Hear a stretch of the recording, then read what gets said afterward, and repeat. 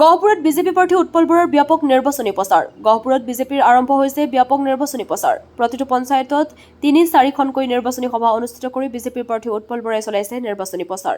বিৰোধীক কৰিছে তীব্ৰ সমালোচনা। দুবাৰকৈ গহপুৰত বিধায়ক হোৱা বিজেপিৰ প্ৰাৰ্থী উৎপল বৰাই ৰাইজৰ মৰম বুটলিবলৈ সক্ষম হোৱা বুলি উল্লেখ কৰে। গহপুৰৰ পৰা অৰূপ ভূঞাৰ ৰিপৰ্ট, AIN লাইভ।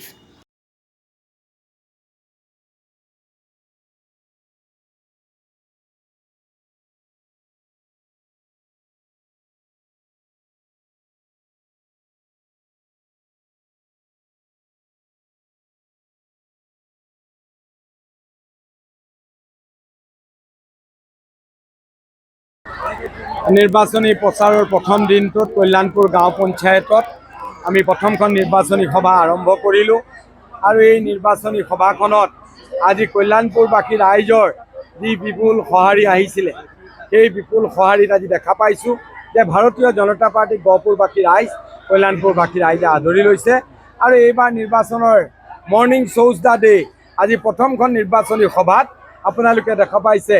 পূৰ্বৰ মই 21টো নিৰ্বাচন খেলিছিলোঁ, এই ৰংগমঞ্চতে মই প্ৰচাৰ কৰিছিলোঁ, কিন্তু ইমান জনসমাৱেশ দেখা নাছিলোঁ। আজি গোটেই পঞ্চায়তবাসী ৰাইজ 10টা ৱাৰ্ডৰ পৰা আজি হিয়া উজাৰি আশীৰ্বাদ দিবলৈ ওলাই আহিছে।